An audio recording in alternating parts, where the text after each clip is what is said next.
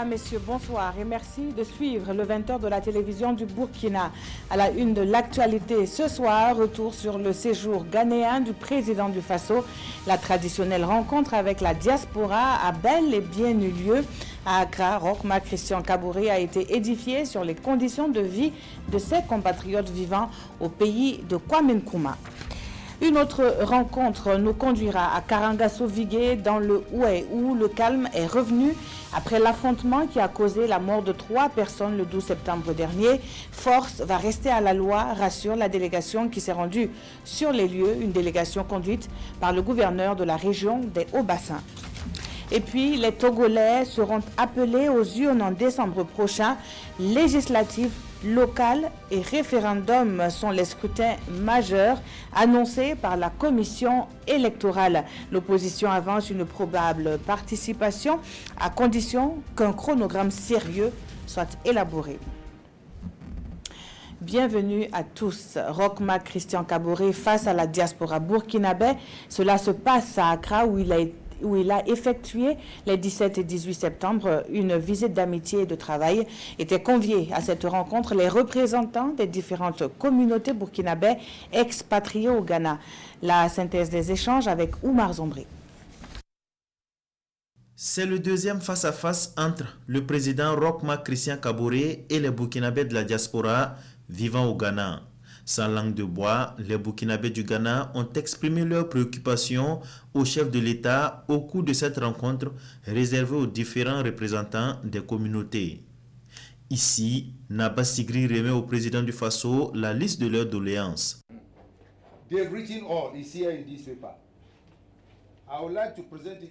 Nos problèmes sont consignés dans ces documents. Nous avons écrit nos doléances et celles des étudiants burkinabés vivant au Ghana. J'aimerais personnellement vous les transmettre. Quand vous regardez, vous verrez 2 lettres de doléances. L'une appartient aux étudiants et l'autre celle de la communauté. La communauté sera très ravie si vous pouvez y jeter un coup d'œil pour comprendre nos préoccupations. Vous connaissez les solutions et vous avez déjà répondu à la moitié de nos préoccupations. You know the solution because you've almost answered about 50% of what is here. Okay.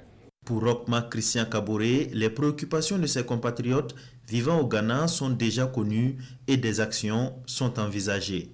Les préoccupations qui sont là sont quasiment les mêmes que nous avons déjà entendues et qui vont passer donc dans le cadre de la commission mixte.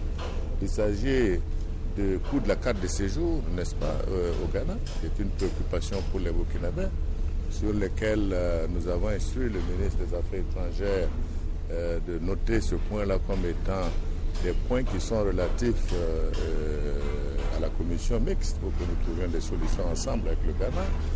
Vous avez également les questions qui concernent la maison des étudiants, qui est une maison qui existe, dont il faut faire des aménagements. Il semble que le ministre de l'enseignement supérieur est passé récemment. C'est des questions également qui seront prises en compte. C'est la volonté de la diaspora de vouloir également avoir des députés, des représentants au Parlement qui a été exposés. Ce sont des questions également qui doivent être regardées. Et en tout état de cause, ça a été l'occasion pour nous également de parler des questions sécuritaires dans notre pays et également de parler du vote des Burkinabés avec l'ensemble des décisions récentes que nous avons prises pour permettre justement à ce que les Burkinabés de l'extérieur puissent participer au vote en 2020. Les Burkinabés vivant au Ghana sont estimés à plus de 3 millions. Seules 12 000 personnes possèdent des cartes consulaires. Le président le reconnaît, il y a encore des efforts à faire dans ce sens. Il annonce d'ailleurs la venue prochaine des agents de l'Office national d'identification au Ghana pour l'établissement des documents d'identification. Des chiffres, mais aussi des décisions prises au cours du Conseil des ministres 19 septembre. L'on apprend dans la foulée que l'économie nationale est déficitaire, mais le Conseil a finalisé le projet de loi de budget de l'État donc de exercice 2019. Autre dossier sur la table de l'exécutif ce mercredi, la création et le fonctionnement d'une brigade spéciale des investigations antiterroristes. Compte rendu avec Oscar Soulama et Oumou Sissé. Face aux attaques terroristes récurrentes que subit le pays et à la vague d'arrestations de présumés terroristes, il est nécessaire d'avoir des enquêteurs spécialisés.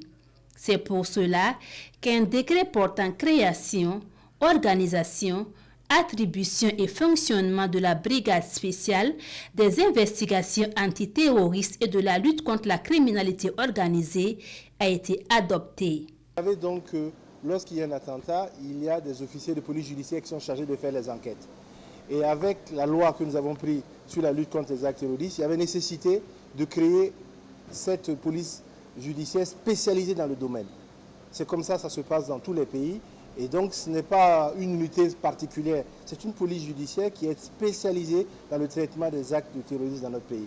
Donc ils travaillent sous la direction d'un procureur, comme ça se fait pour toutes les autres actions judiciaires qui sont. Le Conseil s'est également penché sur le projet de loi de budget de l'État exercice 2019. Un projet qui doit être déposé à l'Assemblée nationale au plus tard le 25 septembre prochain. En quelques chiffres, donc, c'est des recettes de 2237,42 milliards de francs CFA et c'est des dépenses de 2503,59 milliards de francs CFA. Par rapport donc à 2018, nous avons une hausse des recettes budgétaires d'à peu près 23% et par rapport toujours à 2018, nous avons une hausse des dépenses d'à peu près 9,15%. Le Conseil adopte un décret portant création d'un internat en chirurgie dentaire dans les hôpitaux du pays. Ce concours d'internat se fera parce qu'ils ont appelé l'épreuve classante nationale. Il faut savoir que le concours des internats vise surtout à pouvoir avoir des spécialistes. Et vous savez que l'engagement du chef de l'État, c'est d'avoir plus de 800 spécialistes donc, en 5 ans dans le domaine de la santé. À ce conseil, un décret portant réglementation de la circulation et du stationnement des véhicules poids lourds à l'intérieur des communes a été adopté.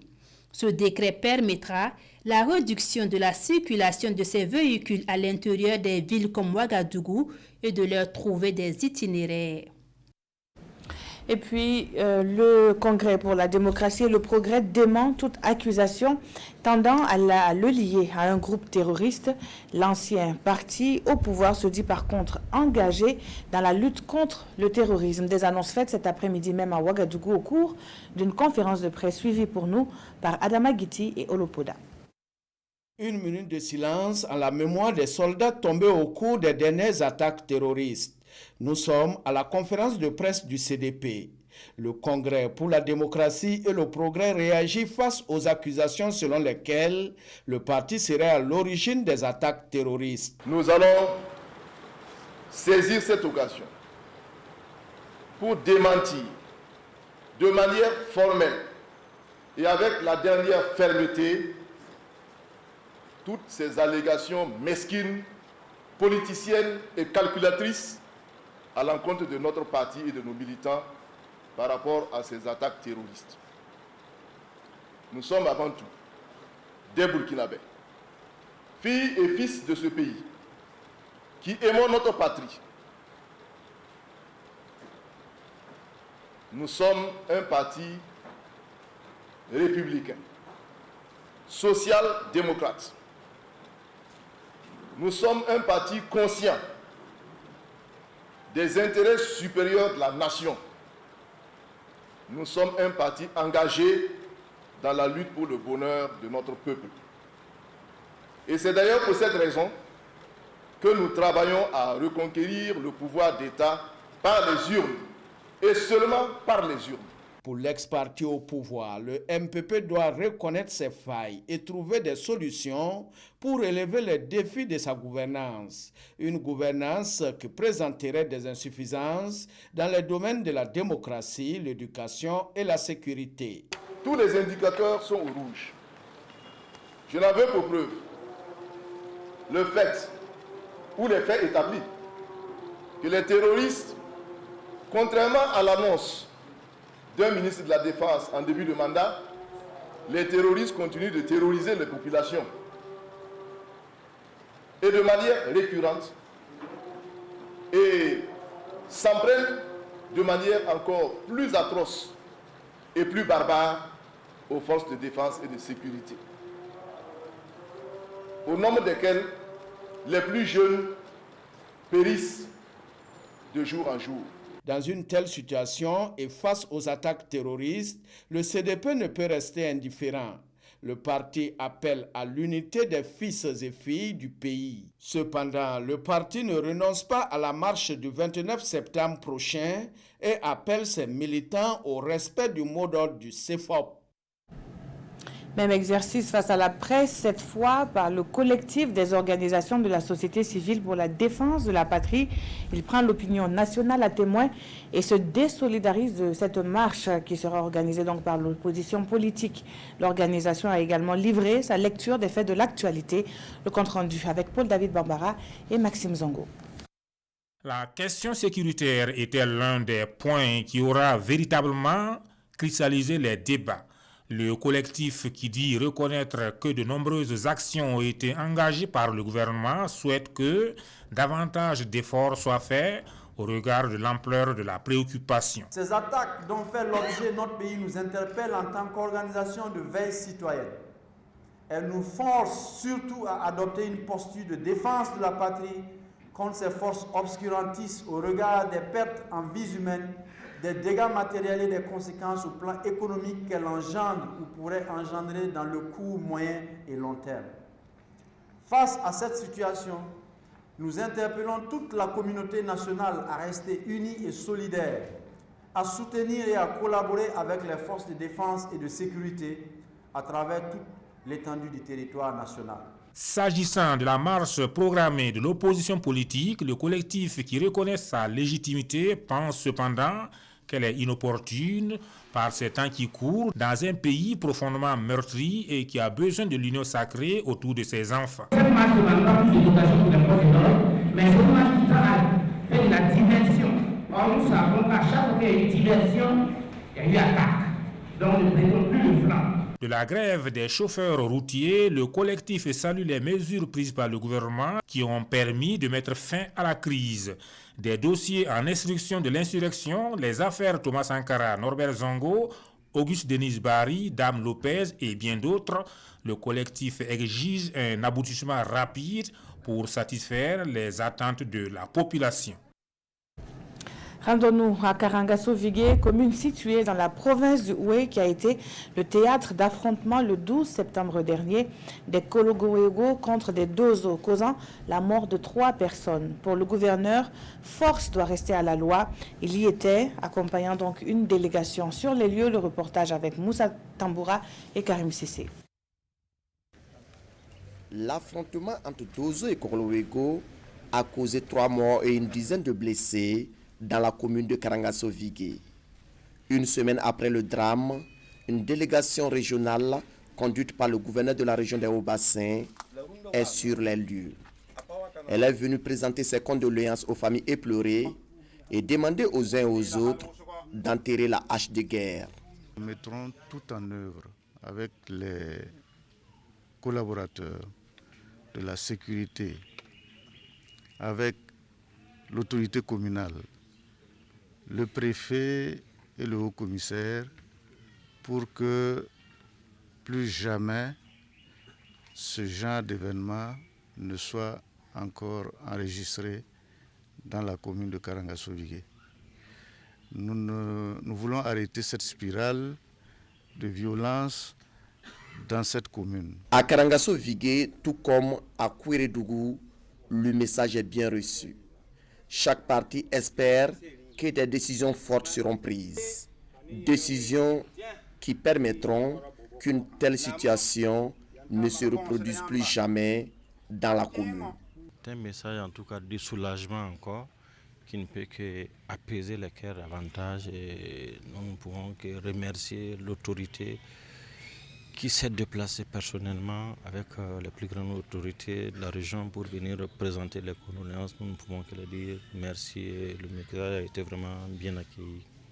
Bon, nous osons dire que nous allons les croire parce que nous sommes à une 3e ou une 4e rencontre pour la même question et cette fois-ci en tout cas nous espérons que c'est la dernière et la bonne et nous osons toujours croire comme nous avons toujours cru. Nous sommes satisfaits de la visite du gouverneur, mais nous n'avions pas de Kouérédougou ici. Ce sont des individus qui se sacrifient pour lutter contre le banditisme. Nous travaillons avec les forces de l'ordre à chaque fois que nous arrêtions un malfrat. Le gouverneur assure qu'un travail de fond sera exécuté pour éviter de tels affrontements et consolider le vivre ensemble. La socialisation, on en parle aussi en milieu scolaire. Le civisme et la citoyenneté doivent être les principes directeurs dans le système éducatif. Les acteurs en discutent à Zignaré, dans le plateau central depuis ce matin. Ils devront proposer les meilleures pratiques en la matière, lesquelles seront enseignées dans les écoles du Burkina. Lassina Ouattara et Maïmouna Traoré nous font le point. L'organisation des rencontres régionales avec les acteurs de l'éducation sur le civisme est partie d'un constat. Le milieu scolaire au Burkina Faso est devenu un terreau de l'incivisme. Destruction de biens publics et privés, agressions physiques et verbales, revendications illégales et des actes d'indiscipline de toutes sortes. Au total, 107 cas de manifestations violentes ont été enregistrés en 2017, selon le rapport du Comité national de lutte contre la violence en milieu scolaire. Au plateau central, je pense qu'à l'image du pays, en tout cas, nous avons eu beaucoup de manifestations, notamment à Boussé, où un élève a été grièvement blessé. Dans les établissements également, il y a les cas d'indiscipline des élèves envers leurs camarades d'abord, ensuite envers le personnel enseignant. Il faut corriger. Cette rencontre de Zignaré permettra aux conseillers d'éducation, aux enseignants du primaire et du post-primaire de la région du plateau central de mieux appréhender la situation, d'identifier et de partager les bonnes pratiques en matière de civisme et de citoyenneté. Nous avons pu à ce jour mettre en place un comité qui a pu donner un contenu au module relatif au civisme et à la citoyenneté responsable. Mais en attendant l'opérationnalisation de ce processus qui est un peu lourd, nous avons entrepris des rencontres de sensibilisation et de partage d'expériences avec l'ensemble des acteurs éducatifs afin qu'au retour dans leurs établissements respectifs, ils puissent s'en inspirer pour instaurer un climat de discipline propice à l'apprentissage. Il revient donc à ces acteurs du système éducatif de travailler à la socialisation des enfants en leur inculquant les valeurs de paix, de tolérance, d'humanisme et de préservation des biens communs. Non coupable, la stratégie reste la même pour le capitaine Abdoulaye Dao, de nouveau à la barre ce 19 septembre. Complicité d'attentats, de meurtres, de coups et blessures volontaires et d'incitation à l'indiscipline, ce sont là les faits qui lui sont reprochés à celui-là même qui commandait le groupement d'unités spéciales du respect.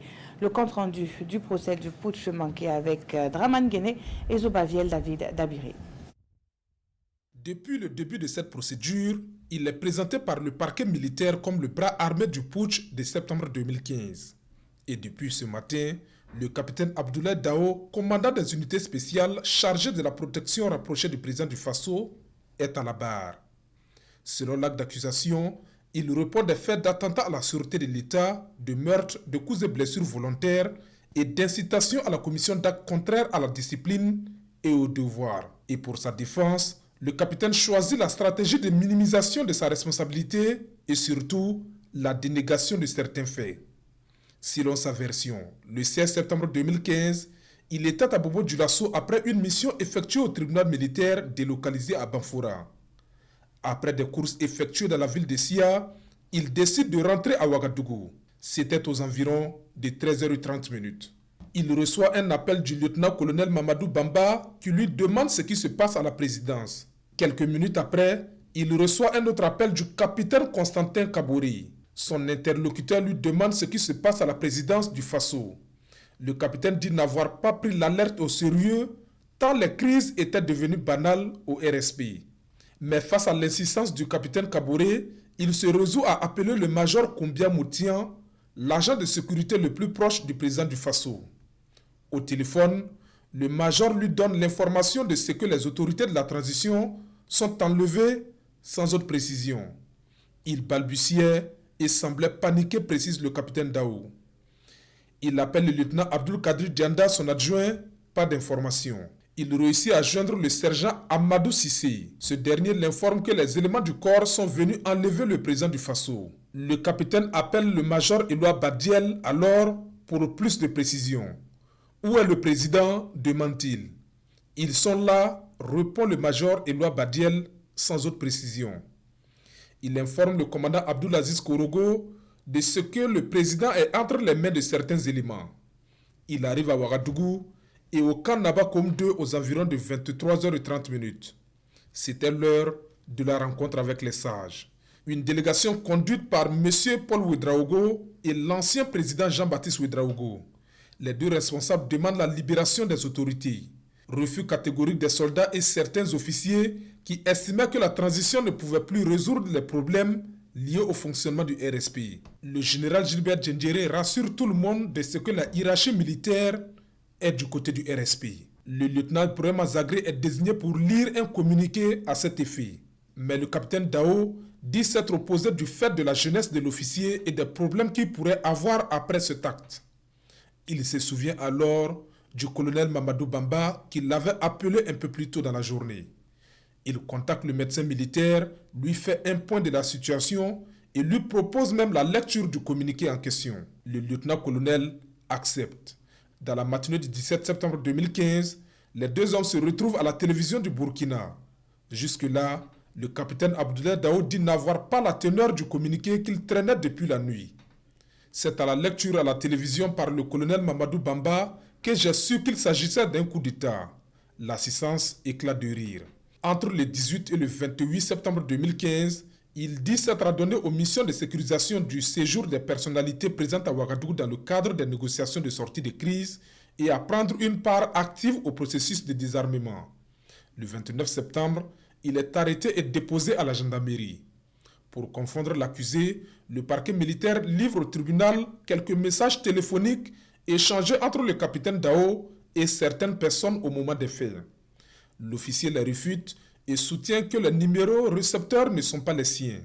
Et quand on lui demande pourquoi il a instruit les sergents par Belém et Mamadou Bouddha d'aller chercher et détruire la radio de la résistance, le capitaine répond énergiquement « Je n'ai jamais donné cette instruction ».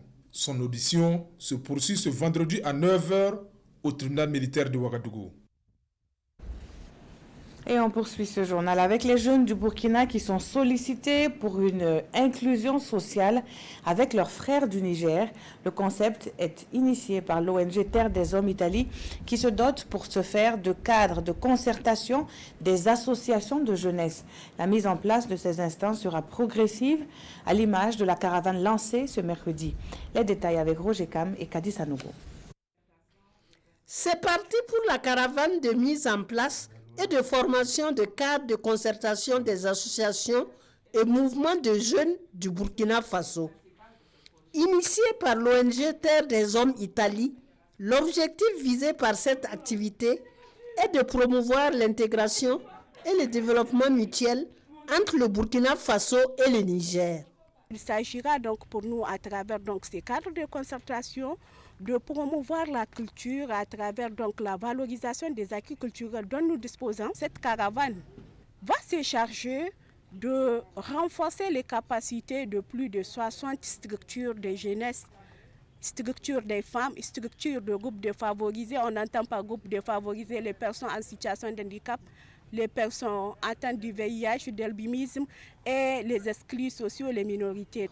Au cours de cette caravane, plusieurs formations sont prévues.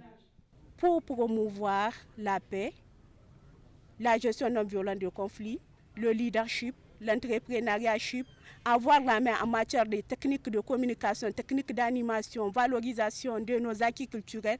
La caravane va durer au total 20 jours et ce sont les villes de Ouagadougou, Bobo-Dioulasso, Waïgouya et Fadangourma qui sont concernées. Les acquis de la liberté de presse au Burkina. La question, c'est le ministère en charge de la communication qui la pose et pour y répondre, initie une conférence publique. L'accès aux sources d'information, la formation des acteurs, mais aussi les conditions de vie des journalistes et des entreprises de presse ont été passées en revue par les panélistes. Le compte rendu avec Roger Kam et Vincent Kendrebogo. Le Burkina Faso, premier en Afrique francophone en matière de liberté de presse, selon le dernier classement de Reporters sans frontières. Les acteurs concernés s'en félicitent, mais se pose aussi la question comment consolider les acquis. Sur la question, 3 experts du paysage médiatique national partagent leur point de vue. Pour le directeur général de l'observation des médias et des études du CRC, le cadre juridique a connu des réformes favorables à la liberté de presse au Burkina Faso avec le cas de la dépénalisation des délits de presse. Mais il y a des insuffisances dans l'application de certains textes, comme le cas de l'accès aux sources d'information. L'autorité qui doit y veiller peine encore à être mise en place conformément au nouveau texte. Jean-Paul Towé relève aussi la fragilité financière des entreprises de presse et avec cela un traitement salarial des journalistes peu satisfaisant malgré une convention collective dont l'application reste encore problématique 10 ans après son adoption. Les professionnels des médias doivent être formés, même si le cercle des journalistes est très ouvert. C'est ce que défend Yacouba Traoré de l'ISTIC. Et selon lui, non seulement nos médias doivent s'adapter à l'évolution technologique en matière de collecte et de diffusion de l'information, mais les journalistes, eux, doivent s'adapter aux nouvelles matières informatives, le terrorisme étant donné un exemple. Dimitri Régis Balima, du département de communication et journalisme de l'université Joseph Kizerbo, lui a insisté sur le rôle des journalistes dans la promotion de la citoyenneté et la bonne gouvernance sans se laisser entraîner dans la propagande. Toutes ces communications ont été suivies avec intérêt par les professionnels des médias et avec eux le ministre Fulgence Danguinou qui a ouvert les échanges. Il faut donc, en plus du dispositif de régulation et d'autorégulation institué à travers le Conseil supérieur de la communication et l'OBM, créer des espaces d'échange et de débat pour que les médias, à travers leur production, continuent d'être des espaces de liberté qui contribuent à la formation d'une identité citoyenne, à l'ancrage de la bonne pratique démocratique et de la bonne gouvernance. Le Burkina Faso, un bon exemple en matière de liberté de presse, mais toutes les parties prenantes doivent rester sur la garde, selon certains intervenants. Et comme a dit Yacouba Traoré, on n'est pas dernier, mais on ne se compare pas aux médiocres. Elle sera l'édition de la consécration, l'acte 3 de Ouaga Film Lab, où s'ouvre demain 20 septembre et ce, jusqu'au 29.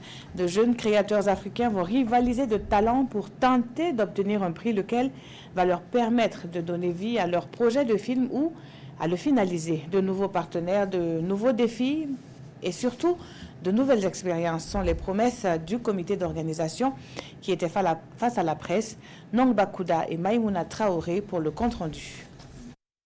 Pour la 3e fois consécutive, Ouaga Film Lab tient ses promesses. C'est un laboratoire de développement de projets cinématographiques qui permet aux cinéastes, réalisateurs et producteurs d'échanger les idées sur des projets communs et de renforcer les compétences des professionnels du cinéma et de l'audiovisuel. Ouaga Film Lab, c'est une plateforme qui va faire la promotion d'un certain nombre de projets dont on a parlé. C'est le BATAO, le bureau d'accueil du tournage de l'Afrique de l'Ouest, et c'est aussi le Fonds Jeune Création Francophone qui va aussi avoir un moment pour pouvoir se déployer. Susciter le développement d'une industrie culturelle et créative en Afrique, c'est aussi la vision de Ouaga Film Lab. Pour cette 3e édition, 15 projets de films sont portés par 25 cinéastes de 8 pays. Pendant une semaine, ils auront droit donc à des formations très techniques sur leur projet, mais ils auront aussi droit à ce que nous appelons dans notre jargon le one-to-one. C'est des moments donc de rencontre avec les consultants qui sont tous des responsables de laboratoire, des responsables de fonds de financement du cinéma et qui vont donc se mettre à la disposition de ces professionnels-là afin de voir sur quel projet ils pourraient donc mettre en place des appuis, mettre en place des incitants afin qu'on puisse avoir des productions de qualité dans les années à venir. Plusieurs activités sont au programme de l'édition 2018 de Ouaga Film Lab. Elle prévoit des masterclass, des ateliers de formation, une séance de pitch et une cérémonie de proclamation des résultats suivie de remise des prix. Au Togo, la commission électorale annonce la tenue de 3 scrutins en décembre. Il s'agit des législatives, des élections locales et d'un référendum dont le contenu n'est pas encore connu, même si tout porte à croire qu'il porte sur la révision constitutionnelle. Au Togo, les élections législatives et locales ainsi qu'un référendum pour des réformes constitutionnelles sont prévus pour décembre selon la Commission électorale nationale indépendante CENI. Le président de la CENI, Koudjona Kadanga, n'a pas voulu révéler la question exacte qui sera soumise au référendum, mais il est fort probable que les électeurs togolais devront voter pour ou contre la révision constitutionnelle prévoyant la limitation non rétroactive à 2 du nombre de mandats présidentiels. Cette réforme avait été boycottée par l'opposition qui réclame la mise en place immédiate de cette limitation. N'ayant pas obtenu la majorité nécessaire au Parlement, elle avait été renvoyée au référendum, ce que rejette l'opposition. La coalition de 14 partis d'opposition qui avait organisé des marches historiques de protestation dans les grandes villes du pays pour demander la démission du président Faure Singbe avait refusé la tenue des législatives avant la fin de l'année, craignant des fraudes dans le contexte de crise actuelle. Pour rappel, les dernières élections locales remontent à 1985. Les villes sont actuellement administrées par des présidents de délégations spéciales nommés par le président de la République. Des mesures restrictives dans la région de l'Est, la marche prévue le 29 septembre par l'opposition politique sont les sujets qui ont retenu l'attention de Abdoul Rasmane Zongo. Voici la revue de presse qu'il nous propose. Le premier responsable de la région de l'Est instaure un couvre-feu, communiqué publié par les quotidiens et ici par l'Observateur, pour les usagers des engins à 2 roues et les tricycles, pour compter du 18 septembre, de 19h à 5h du matin. Les véhicules automobiles, de transport de personnes ou de marchandises, autorisés à circuler, seront soumis à des contrôles stricts et rigoureux. Ce sont des mesures restrictives, explique Ojo Faso, face à la détérioration de la situation sécuritaire dans cette partie du Burkina Faso, soumise à des attaques terroristes. Autre sujet, notre confrère du journal Le Quotidien fixe l'attention sur la jeunesse de l'opposition politique qui affûte ses armes pour la marche du 29 septembre, mais aussi a une idée sur la lutte contre l'insécurité. D'un côté, la jeunesse sonne la mobilisation afin que la marche du 29 soit un succès. Et de l'autre côté, elle propose la création d'un groupe d'autodéfense composé des Kogloego, d'Ozo entre autres, qui travaillera en intelligence avec l'Agence nationale de renseignement afin justement de contribuer à la lutte contre l'insécurité au Burkina Faso. L'idée, détaille aujourd'hui au Faso, vise à instaurer une collaboration fructueuse entre les forces de défense et de sécurité et les groupes d'autodéfense. Pour la jeunesse de l'opposition, ajoute l'Express du Faso, il n'est pas question de critiquer simplement, mais aussi d'apporter des propositions, d'où cette idée de collaboration entre les FDS et les groupes d'autodéfense. Proposition soumise à l'appréciation du gouvernement, à qui revient le dernier mot. Merci d'avoir suivi ce journal qui s'achève tout de suite après la lecture du compte rendu du Conseil des ministres. Votre émission Dialogue avec le gouvernement reprend du service. Adja Fatimata Sanon, ministre de l'économie numérique et des postes, est l'invitée. Elle vient répondre aux questions de Jean-Emmanuel Ouedraogo et de Aubin Guébré sur les grands défis du secteur numérique au Burkina Faso. Très bonne soirée sur la télévision du Burkina.